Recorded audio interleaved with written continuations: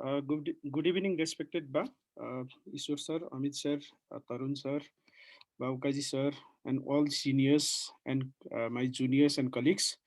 Today I'm going to talk about Montesia fracture dislocation, a very not so common injury, but very important injury because it is important because I think many of us must have missed this injury in any time of their practice. So this is very important. Many things has been discovered. Many thing has changed since it was first recorded or first described, but still this fracture is one of the most common fracture that is missed. So before starting, I would like to apologize again for the last time because I missed that class. So let us start. So let us start with some overview of the joint in the body. There are multiple types of sineval joints in the body, and one of the very peculiar one is this type of joint, which is called pivot joint, in which one of the bone is round enough. It is called head, and it pivots, it rotates around the groove of the other bone. So that is called pivot joint, and that pivot joint uh, happen to occur in the atlantoaxial joint and proximal and distal radial nerve joint. So these joints are very important in Montesia fracture dislocation. So let us discuss something about forearm stability and forearm joints in this picture. So this is the lateral view of the forearm and distal humerus. So this makes the elbow joint and proximal and distal uh, radioulnar joint. So this is the hinge variety of synovial joint, and this occurs at the distal part of the humerus and proximal part of ulna and the proximal part of the radius. Then another joint is the proximal radioulnar joint, which I have just mentioned is the pivot variety of joint, and another is distal radioulnar joint, that is also a pivot variety of joint. And next thing, which is not actually a relationship between a two bone bony relationship, but it is the relationship between a two bone maintained by a membrane, that is called interosseous membrane. And in forearm we consider this also as a joint because any form of irregularity or incongruity within this membrane may lead to the problem with the rotational movement, namely the pronation and supination. So these all becomes very important when we discuss about the Montesia fracture dislocation. So let us talk something about lateral stabilizers of the elbow. This is radial collateral, ulnar radial collateral ligament, and this is accessory lateral collateral. An important lateral stabilizer that stabilizes radius and ulna is the annular ligament. What annular ligament does is it revolves around the uh, head and neck of the radial head, and two attachment are at the level of the radial notch, so which slide just beside the coronoid process. So this is the ligament which gives the transverse stability of this particular joint. So this is very important ligament. Medial side, just for completion purpose, there is anterior band, posterior band, and the transverse band of medial stabilizers, which is not so much important while we discuss the Montesia fracture. While discussing about the membranous relationship between radius and ulna, there is the main part which gives stability and which is stressed most widely during supination is the central part, thick central part of the interosseous membrane.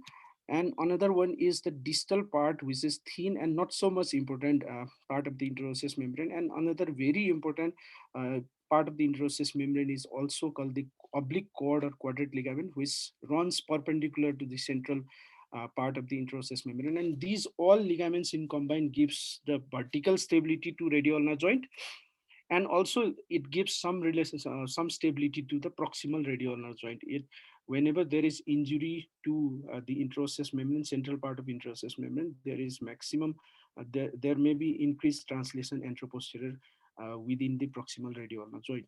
So this ligament is also because before going to the topic proper, let us start with the Sir Watson Jones testimony about this fracture. He gave this testimony long back. He said this thing about this fracture: no fracture presents so many problems, no injury is beset with greater difficulty, no treatment characterized by more general failure. So this was Watson Jones testimony long back, and this is not so much different in today's era as well, because many of us, as I have already mentioned, might have missed this injury, and many of us are still missing this injury, leading to long-term problem and morbidity. So history dates back to 1812 when Giovanni Monteggia first described the anteriorly dislocated radial head along with the ulnar fracture. He didn't name this fracture as Monteggia fracture. In 1824, after about 12 years, Ashley Cooper described anterior, posterior, and lateral dislocation along with the Monteggia type. And then in 1953, Malgagni uh, described more lesions and warned that every fracture around the elbow joints should be looked upon at potential radial head dislocations, potential for radial head dislocation. And in 1886, Doppler first described knob injury along with this type of fracture. And in 1909, it was Jules Ferrin who named this fracture, this type of fracture, as Monteggia fracture dislocation after the very first discoverer, very first person who described this type of fracture.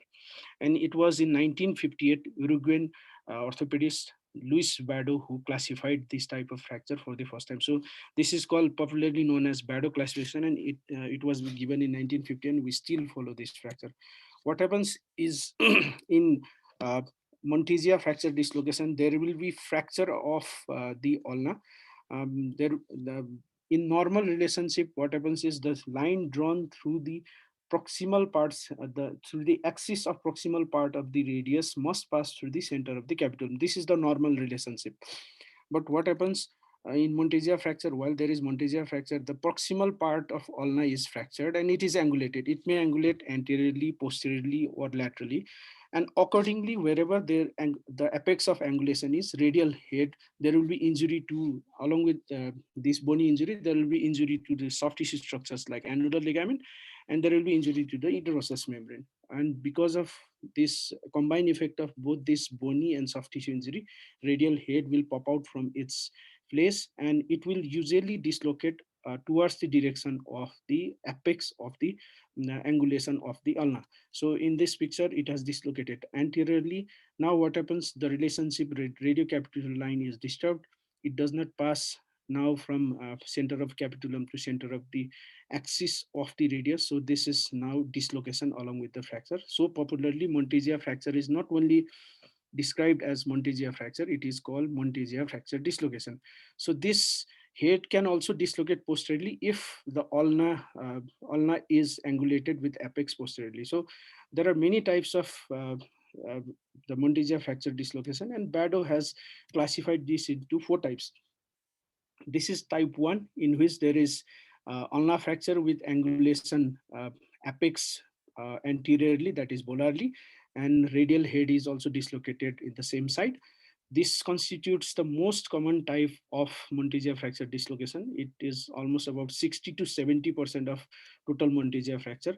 I must mention, I think this Monteggia fracture is not so common, though in pediatric fracture, 20 to 30% of total fracture occur around the forearm, and among these fractures, only 1% of total fracture occurs is the Monteggia fracture dislocation. So it is not so much common.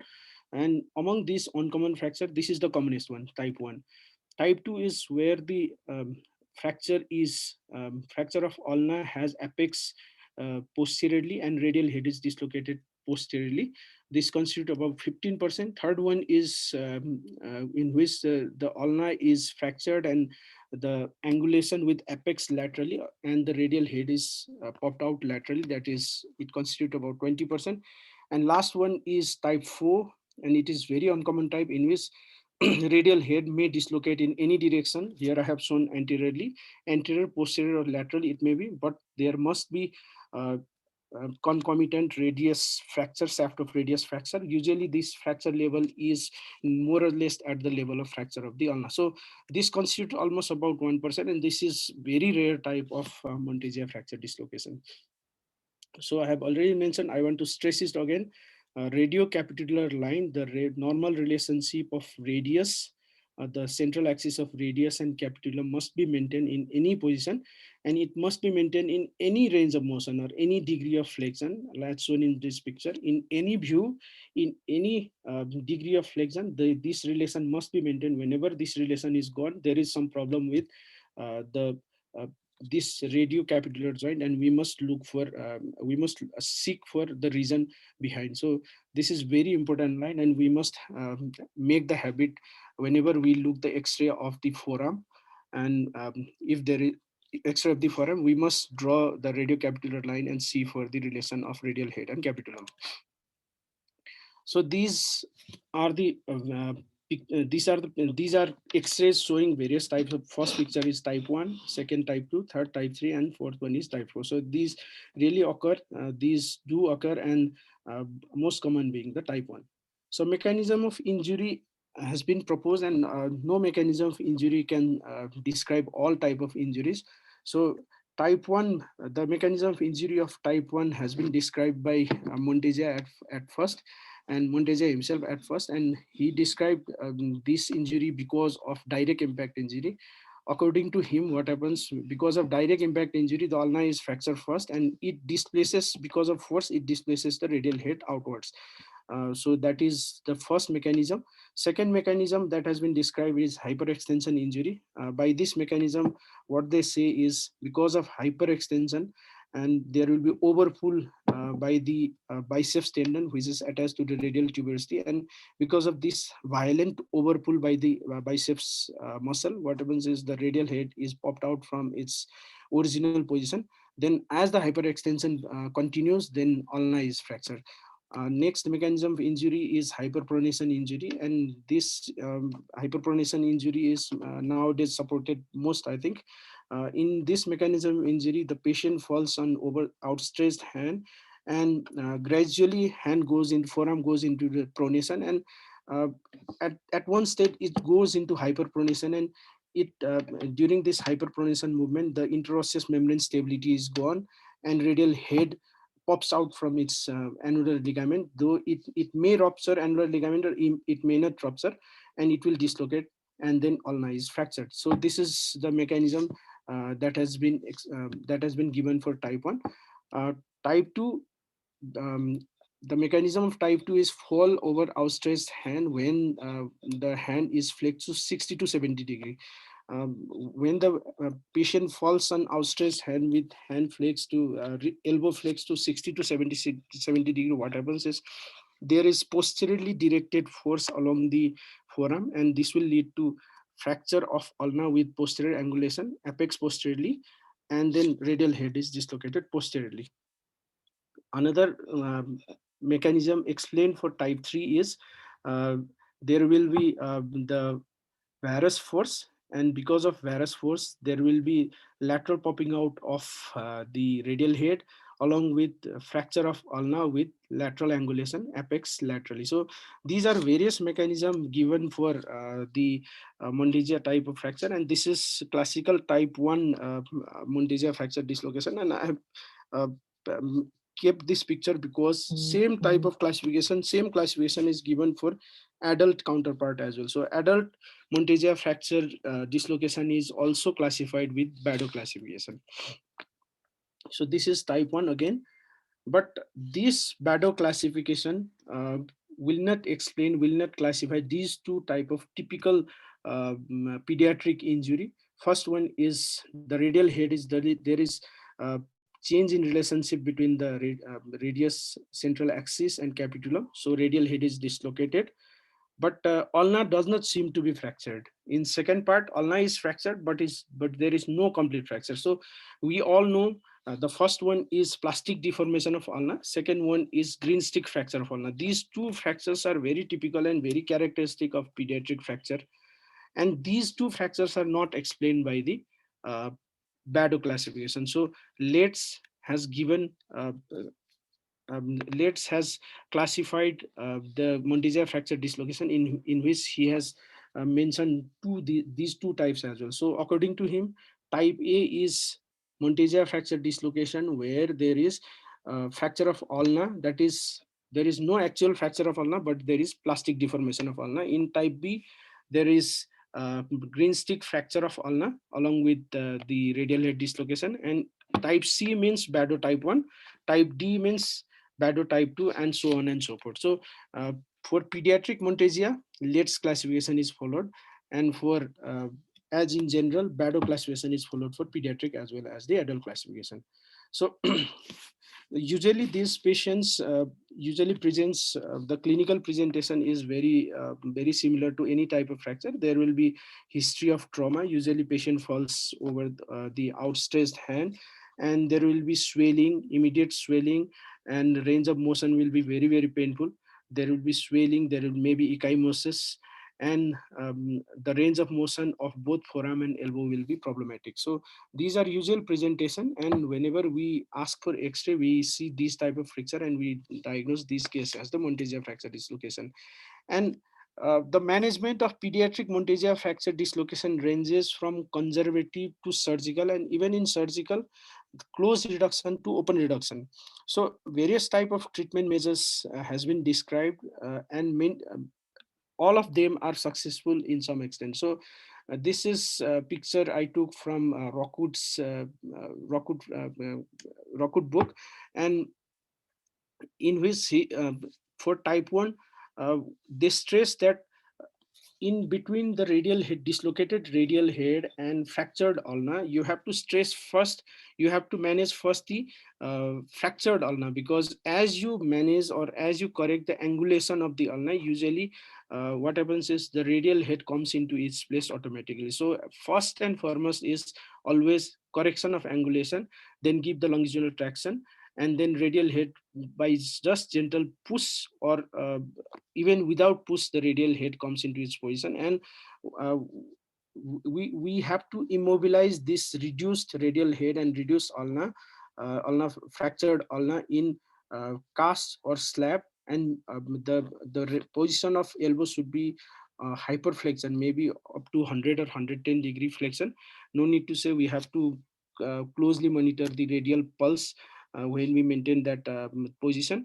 And then the position of forearm, rotational position of forearm should be the full supination, because as I have already mentioned, in full supination, the interosseous membrane is maximally stressed, and it helps to keep the radial head in reduced position. And uh, in every type of Monteggia fracture, there is some degree of injury to proximal part of the central interosseous membrane, and by keeping the forearm in supination, we are giving chance to this interosseous membrane to heal itself. So this is the very principle behind why we immobilize the forearm in full supination, and elbow in 100 to 110 degree flexion. For type 2 is same. The angulation should be corrected first, and then gentle push from posterior to anterior, radial head will reduce. And usually we do not reduce that in hyperflexion. Instead, we have to immobilize that reduced radial head and fracture in about 30 to 40 degree of flexion only. The 90-degree flexion, it is not so good position in type 2. In type 3, the elbow should be extended first. You have to give some valgus stress so that there will be opening up of lateral side. Then by giving some force over the dislocated radial head, it comes into its position. Then we'll have to keep the forearm in supination, then it will be a stable construct, and we have to immobilize in about 90 to 100 degree of flexion. So this is how we reduce the Monteggia fracture, various type of Monteggia fracture, and type 4 is no different than other type of fractures.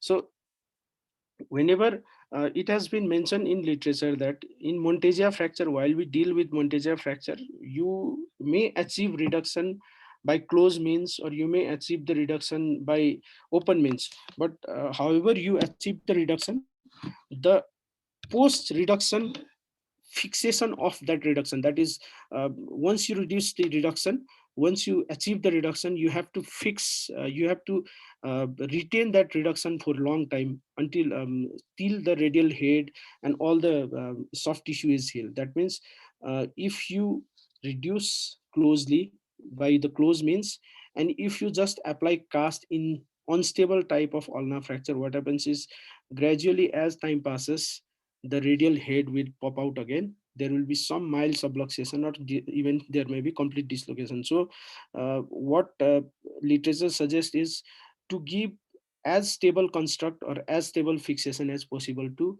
the bony injury, that is the ulnar fracture. So sometimes the fixation may be intramedullary fixation or the surface fixation with the plates and screws. And what they say is for transverse and short oblique fractures, usually the fracture at the diaphysis region, the intramedullary wire, intramedullary fixation nails are the best one. And for the metaphyseal fracture where the intramedullary fixation will toggle and there will be it won't give much stability. And in cases of very comminuted fracture and in cases where there is long oblique fractures, the treatment of choice or method of fixation of choice is plates and screws. So this there are I have given here example of two cases. The first one being treated with the plates and screws, though it is a pediatric bone, and second one being treated with the intramedullary rod. So this is the summary of treatment of acute Monteggia fracture. First two types of LATES, that is LATES type A and type B, are amenable to close reduction and immobilization, that is non-operative treatment. We should do close reduction of plastic deformation of ulna and green stick fracture, and we have to maintain that reduction in very well molded cast. The well molding is very important because fracture has a tendency to always go back to its original deformity. So the molding to an opposite direction is very important, mainly so in plastic deformation and plain stick fracture. And for complete fracture, if the fracture geometry is transverse and short oblique type, then close reduction and internal fixation with intramedullary nail.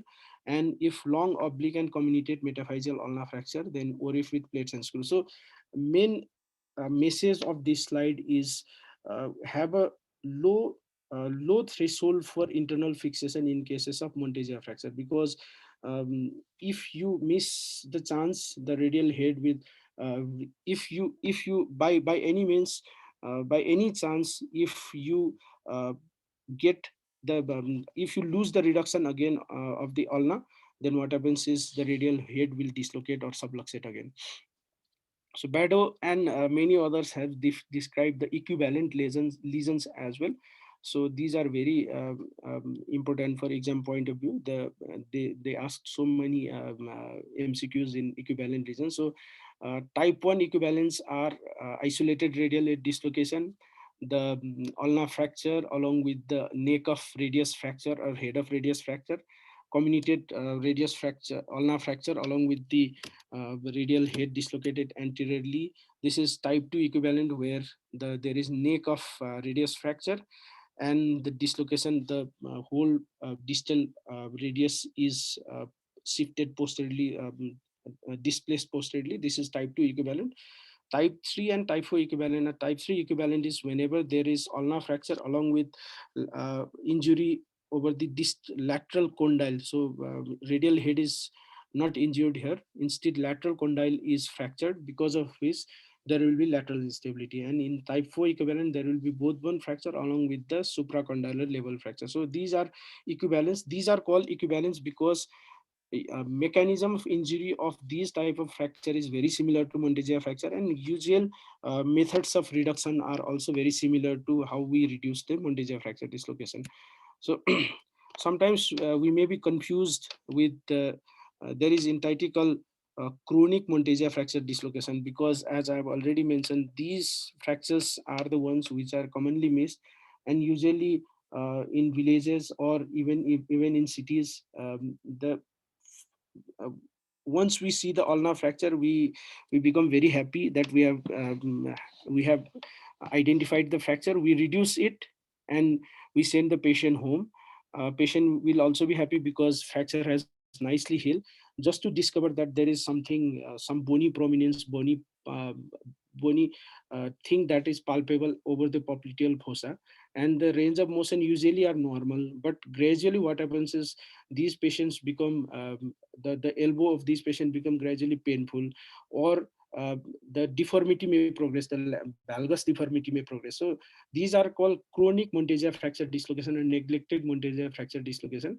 And that neglected Monteggia fracture dislocation must be differentiated from this type of injury. This is usually the congenital variety of radial head dislocation, in which there is dysplasia of the radial head, and dysplasia of uh, the capitulum, and there is pseudo joint formation where the radial head is articulating from long time. So these are usually congenital radial head dislocation and not the real missed Montesia fracture dislocation. So whenever we talk about Montesia fracture dislocation, we must always talk about chronic Montesia dislocation. So chronic Montesia dislocation are also called neglected Montesia dislocation, and many of these cases may be asymptomatic for long period of time. Many of these cases may not need any medical attention, but some of these cases usually need some treatment or usually need some medical management. So this I have tried to explain this with the case example. This is 13 years old boy. He has history of 5 years back around the elbow, around the forearm, which was managed conservatively. Uh, he was okay. The range of motion was good. He used to do. He could do every type of activities, but he had prominence of some bony prominence over the anterior part of the elbow. So this was nothing other than the prominent radial head. And gradually, as the time progressed, the pain and valgus deformity increased. Still the range of motion is full, and at this 5 years time the distal neurovascular is still intact. So these are typical scenarios how these cases present. And these management plan, while designing management plan in these cases, various thing matters. So I'll be discussing one by one in this in subsequent slides. So investigations, usually plain x-rays suffices, but sometimes we may ask CT scan or we may ask MRI, even arthrogram, if we suspect some form of degenerative changes or some form of dysplastic changes at the uh, capitulum or the radial head. Because if the normal concavity or depression of the radial head is gone and it has become convex, and if the circular capitulum is no more circular, and if there is problem, then it has already become dysplastic. And usually the treatment, usually even after surgical management, these are the ones who will not be successful, who won't be that much happy. So we have to be very careful before advising or before prescribing the surgical options for these type of patients. So open versus closed, there is no question for close reduction in these type of neglected Montesia fracture dislocation. Always we have to do open. Surgery, the types of surgery varies. There are it is very controversial. There are some studies which say only annular ligament reconstruction can do the magic, but it is very unlikely, because though after exploration and after removing all sorts of soft tissue structures, scars, fibrotic bands that occurs in between the radial head and capitulum, that has been there for years, is removed and radial head is relocated, and it is tied by the annular ligament. What happens is, because there is malunited ulna, or there is change in relation, permanent change in relationship between the two main bones, radius and ulna, what happens is these reconstructed ligaments stretch out in long run, and the radial head will dislocate or subluxate in long run. So isolated annular ligament reconstruction is not a good treatment for chronic Montesia fracture dislocation. Ulnar osteotomy alone or ulnar osteotomy along with annular ligament reconstruction is another controversial topic.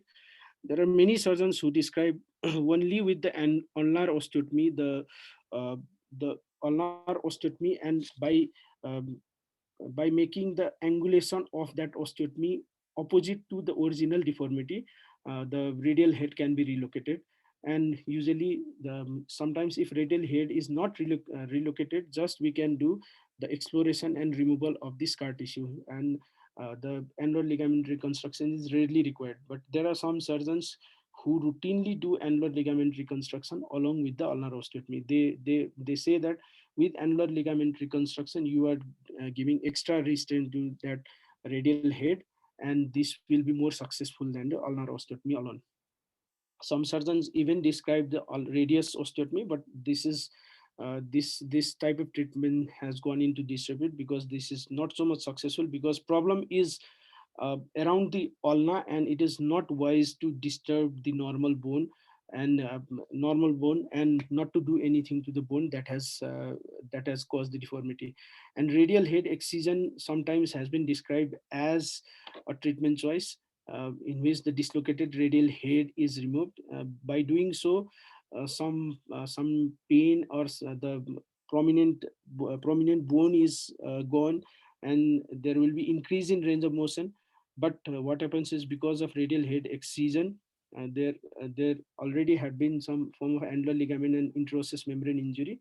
There will be both the longitudinal instability and valgus varus instability of the radius after that, ulna, elbow after that.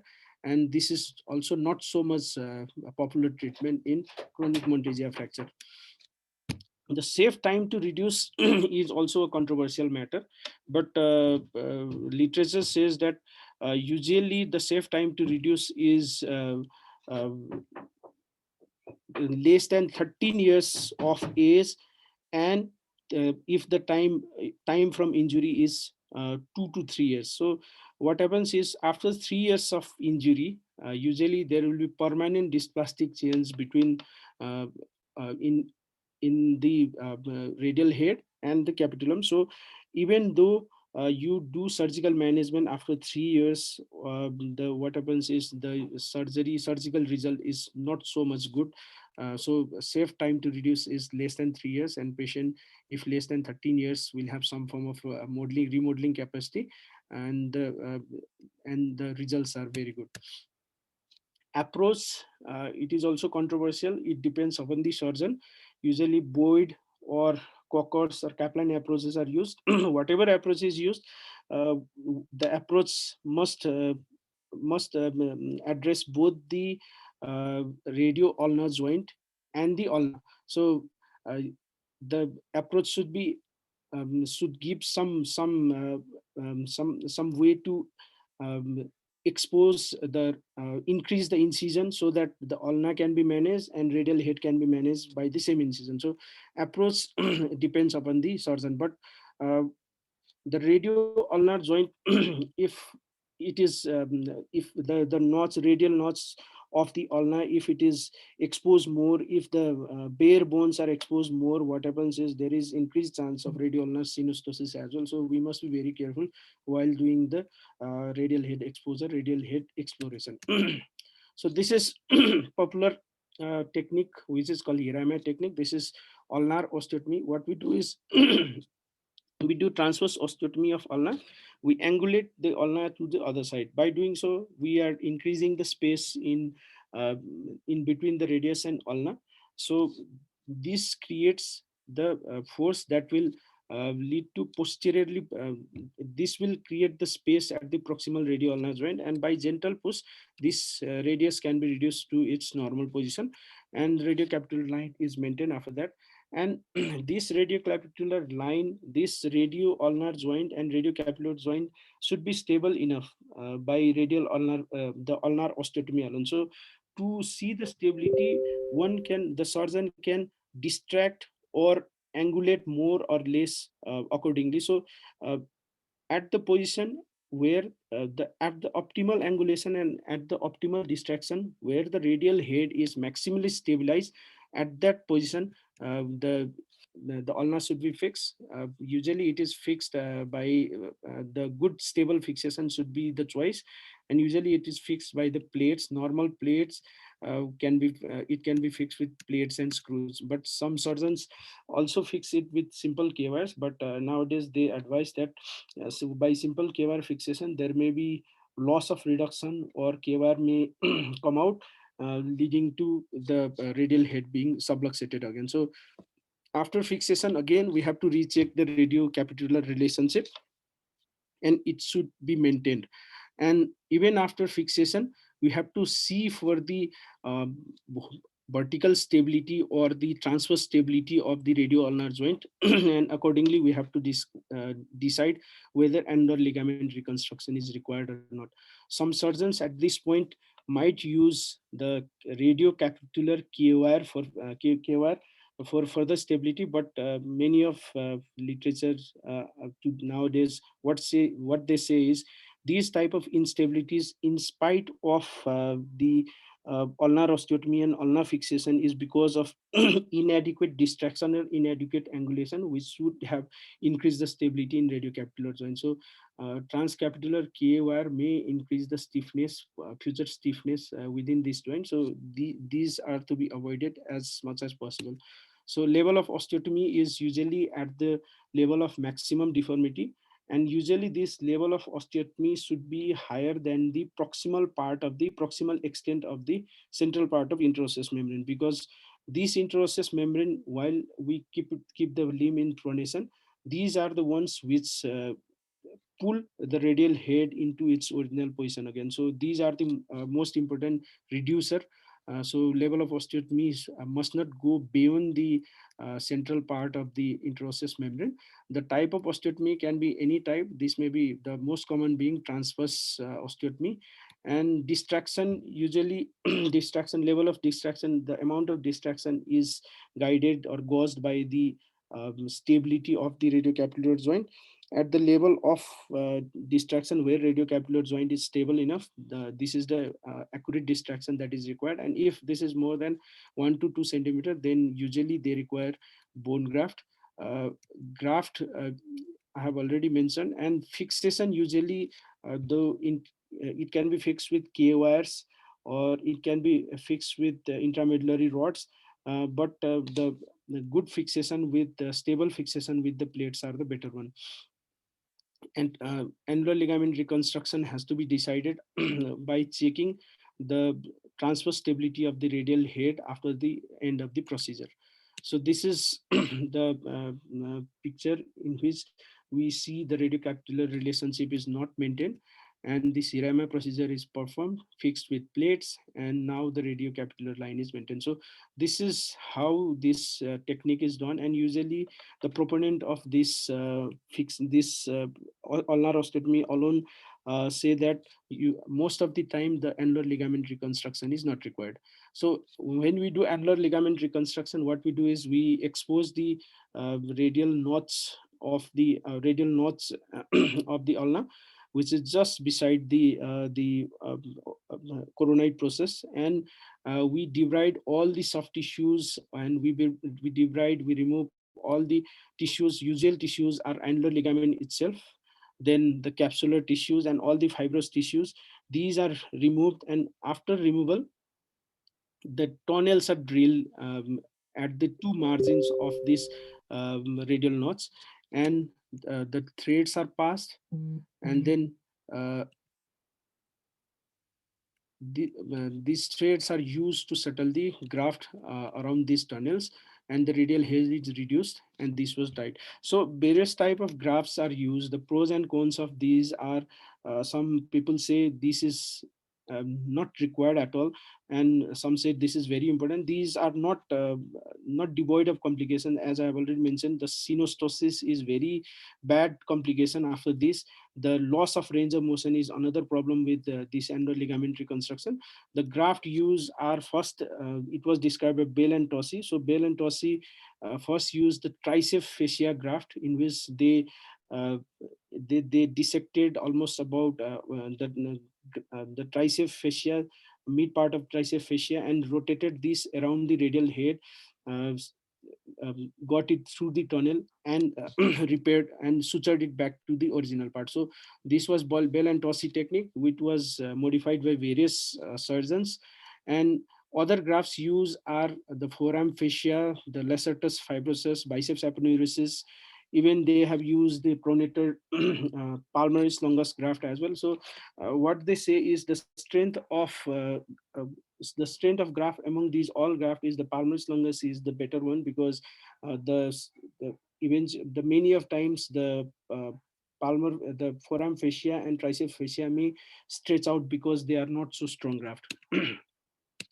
So tonal position is also a controversial topic, which I'll be describing in next slide. The immobilization, usually after this treatment, usually we have to immobilize for about 6 weeks time in full supination. So full supination is very important in any form of treatment in the Monteggia fracture. The complications are, as I've already mentioned, there may be radioulnar synostosis, which is very, very bad complication.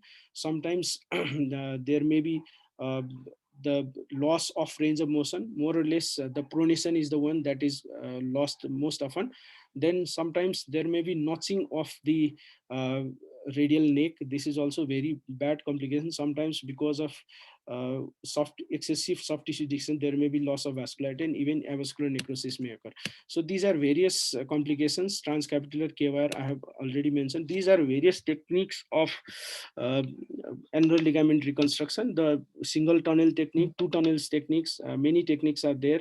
But the first one is originally described by Bell and Tossi. What happens is uh, in this technique, the pool of the the resultant vector or resultant vector of pool of this radial head is towards the posterior lateral, posterior medially. So what happens is this is not biomechanically anatomical. Then another, this is described by Lloyd, second part, second one, and this is also not so much anatomical. And anatomical is anatomical, biomechanically strong and biomechanical most sound one is the one in which radial head is pushed towards radial head is uh, the force of radial head is towards the center of the radial notch of the ulna. So this is attained by two tunnel technique that is described by Patterson as in third picture. So as this is a repetition of what I have discussed earlier, this is the cadaveric study in which they they transected annular ligament first, then annular ligament along with the oblique cord, then the proximal part of the central interosseous membrane. What they found is the instability gradually increases and instability was maximum when the proximal part of interosseous membrane was also injured. So uh, only with annular ligament uh, rupture or only with transection of annular ligament, the radial head was not so much unstable in any direction, though it was more unstable in posterior direction, but it was not so much unstable in all directions, so as to give the radiocapitular dislocation. So this is the same picture as I've already mentioned in the first one, and this is again a cadaveric model in which they simulated the type 1 Monteggia fracture, in which they uh, first created the fracture of ulna and gradually increased the angulation, and then they gradually transected the annular ligament, then interosseous membrane.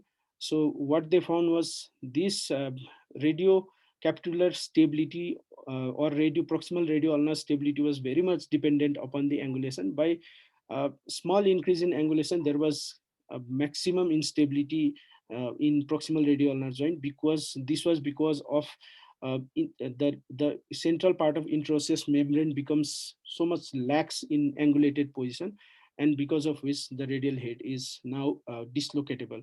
And also only with the transection of the annular ligament there is not so much instability, but with transection of proximal part of central interosseous membrane there is more instability. So both the angulation and it is more of the proximal radio ulnar instability is more of the soft tissue injury than the bony injury, because uh, it is because of laxity of soft tissue injury which has occurred because of angulation within the fractured ulna, the radial head has dislocated. So this is again the same picture. I have tried to explain this in animation. What happens is this paper, this is very interesting paper which describes that they